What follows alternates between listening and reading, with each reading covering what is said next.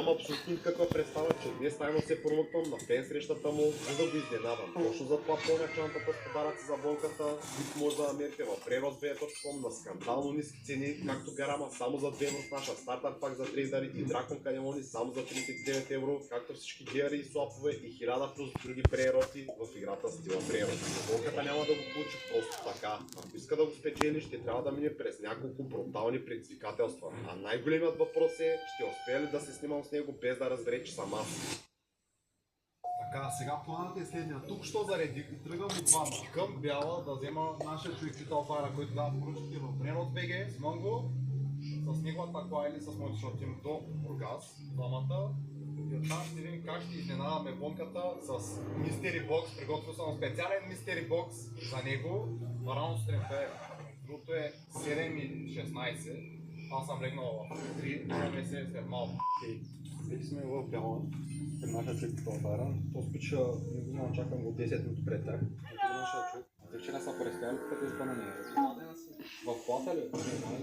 Не, сега дойде момента, в който сме в колата по пътя, обаче трябва да се обадя на Антито, за да го питам как точно да се дегизирам, за да не ме разпознае Вонката. Сега не знам дали че ще ми дигне.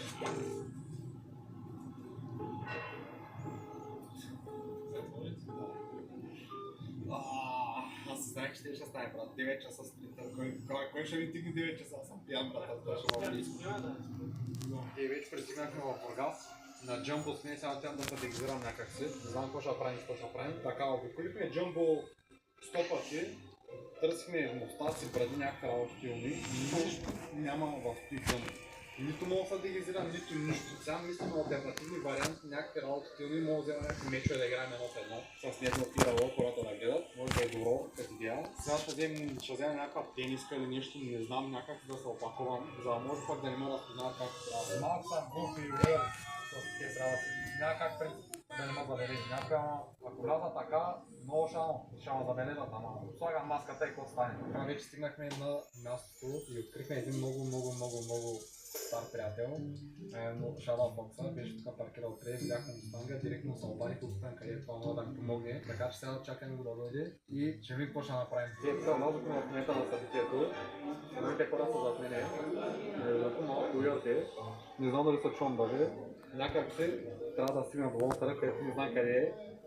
Защото са някакви работилни. Ето как може да видите, вече пристигнахме на фен срещата на Вонката, той е зад мен и тук започва едно от моите предизвикателства, а именно да се снимам с него без да разбере, че съм аз. Като се наредих на опашката за снимки, но се случи това.